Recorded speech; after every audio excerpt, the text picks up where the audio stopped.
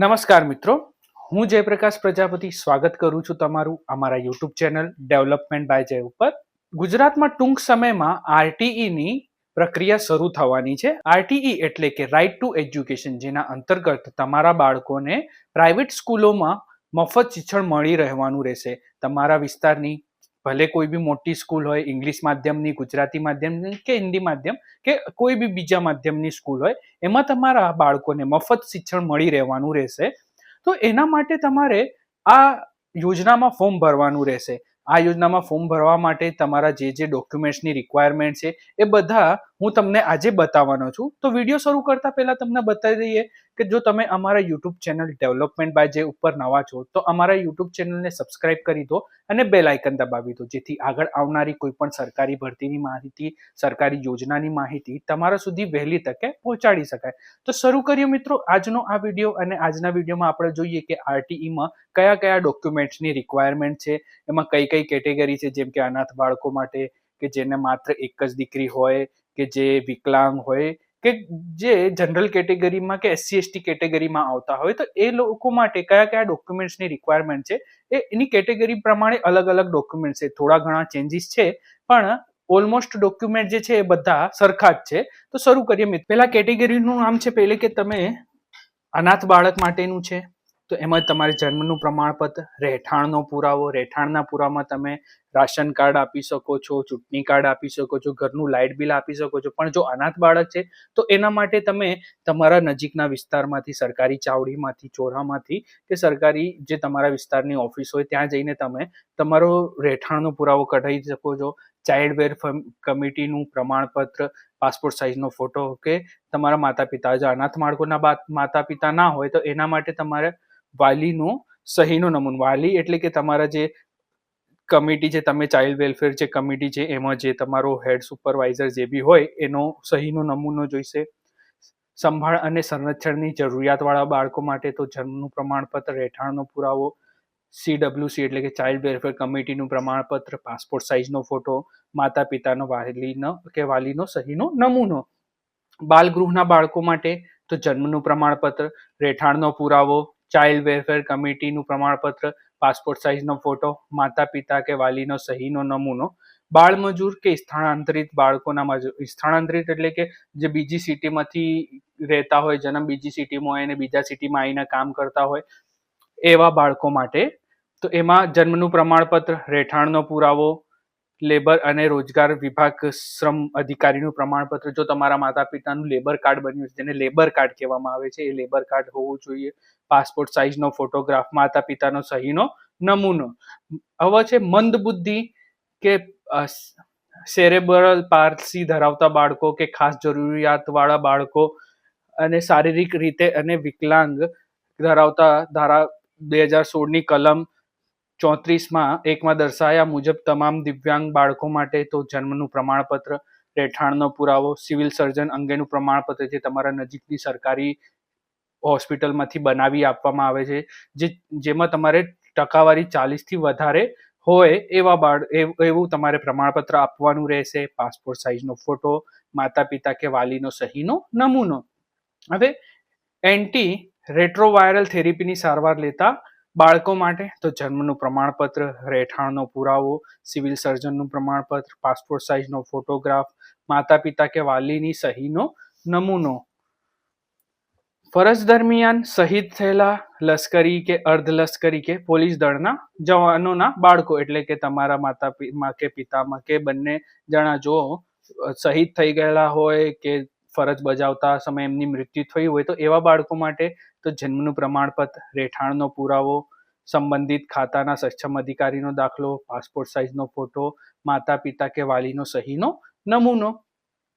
આ તો બધા તમારા જે માતા પિતા હોય ના હોય એવા બાળકો માટે. હવે આપણે જોઈશું કે જેના માતા પિતાને એકમાત્ર સંતાન હોય અને તે માત્ર દીકરી જ હોય તેવી દીકરી માટે, એટલે કે તમારી ખાલી એકને એક દીકરી હોય તો એમના માટે જન્મનું પ્રમાણપત્ર, રહેઠાણનો પુરાવો, રહેઠાણના પુરાવામાં તમે તમારું ઘરનું લાઇટ બિલ, રાશન કાર્ડ આપી શકો છો. સક્ષમ અધિકારીનું એકમાત્ર સિંગલ દીકરીવાળો દાખલો એટલે કે સિંગલ ગર્લ ચાઇલ્ડનો દાખલો એ તમે તમારી સરકારી ચાવડીમાંથી બનાવી શકો છો.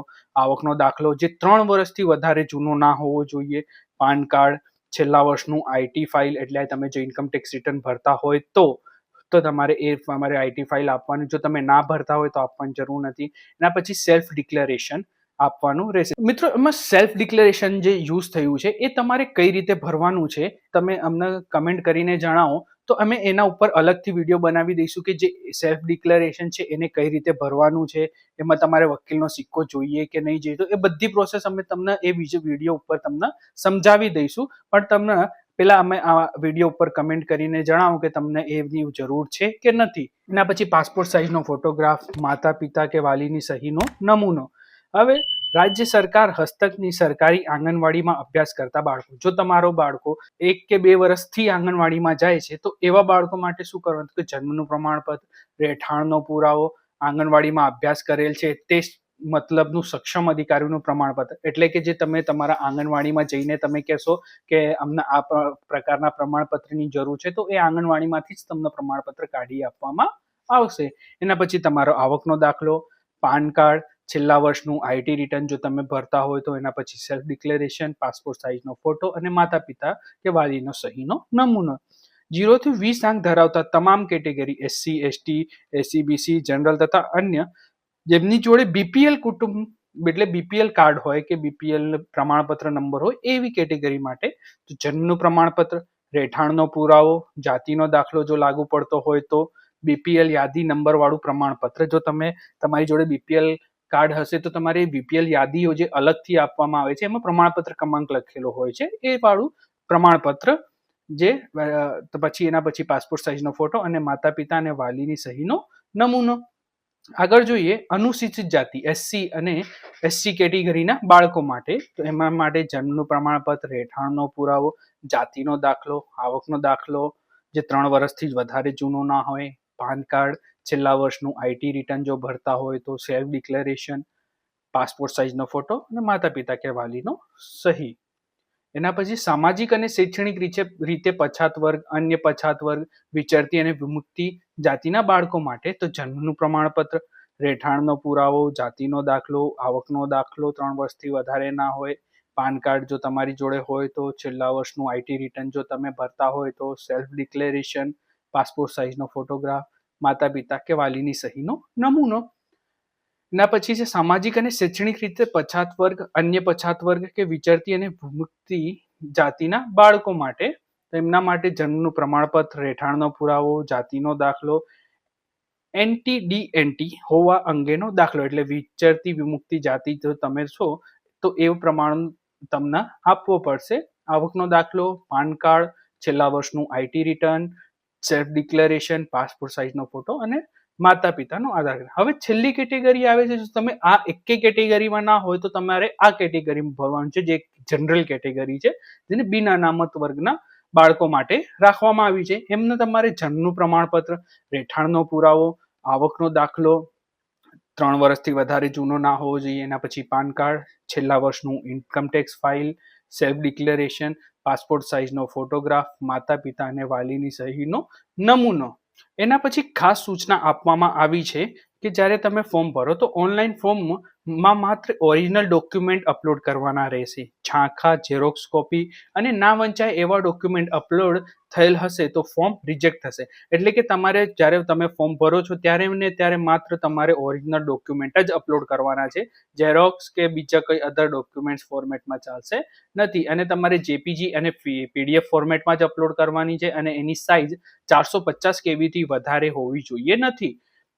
હવે જોઈએ કે જો તમે રહેઠાણનો પુરાવા તરીકે ભાડા કરાર આપતો હોય, જો તમે અહીંયા ભાડે રહેતા હોય તો તમારે ભાડા કરાર આપો તો 5 થી 6 પેજ હોય છે. તો એ બાબતે તમે શું કરશો તો એમાં તમારે એક PDF બનાવી લેવાની છે જેમાં તમારે 5 MB થી નાની સાઇઝ રાખવાની છે. તો આ હતી તમારા ડોક્યુમેન્ટ બાબતની માહિતી. જો મિત્રો તમને આમાં ના સમજાયું તો તમને સામાન્ય ભાષામાં કહી દઉં કે જ્યારે તમે ફોર્મ ભરો ત્યારે તમારી જોડે 3 જણના આધાર કાર્ડ એટલે કે માતા પિતા અને બાળકનું આધાર કાર્ડ, 3માંથી 1 જણાની બેંકની પાસબુક, એના મમ્મી પપ્પાનું પાન કાર્ડ અને ચૂંટણી કાર્ડ, એના પછી આવકનો દાખલો જે 3 લાખથી પહેલા હતું હવે 12 લાખ મારા ખ્યાલથી થઈ ગયું છે, તો એ પ્રમાણેનો તમારો દાખલો જે 3 વર્ષથી વધારે જૂનો ના હોવો જોઈએ. એના પછી આવે છે કે તમારા રાશન કાર્ડ, ઘરનું લાઇટ બિલ જે તમે તમારા રહેઠાણ પુરાવા તરીકે આપી શકો છો. એના પછી તમારો પાસપોર્ટ સાઇઝનો ફોટો, એના પછી માતા પિતાની સહી. તો આ તમારે નોર્મલ ડોક્યુમેન્ટ રાખવાના છે. અને જો તમે ભાડે રહેતા હોય તો તમે તમારા ભાડા કરાર પણ આપી શકો છો. જો મિત્રો તમને આ ફોર્મ કઈ રીતે ભરવાનું છે એ માહિતી બી જોઈએ તો અમારા યુટ્યુબ ચેનલને સબસ્ક્રાઇબ કરીને રાખો, જેથી જ્યારે આ યોજના બહાર પડશે ત્યારે એના ઉપર હું અલગથી વિડીયો બનાવીને અપલોડ કરી દઈશ કે એમાં તમારે કઈ રીતે ફોર્મ ભરવાનું છે, એમાં આખી માહિતી આપેલી હશે. જો મિત્રો તમે અમારા યુટ્યુબ ચેનલ ઉપર નવા છો તો અમારા યુટ્યુબ ચેનલ ડેવલપમેન્ટ બાય જેને સબસ્ક્રાઇબ કરી દો અને બેલ આઇકન દબાવી દો, જેથી આગળ આવનારી કોઈ પણ સરકારી ભરતીની માહિતી, સરકારી યોજનાની માહિતી તમારા સુધી વહેલી તકે પહોંચાડી શકાય.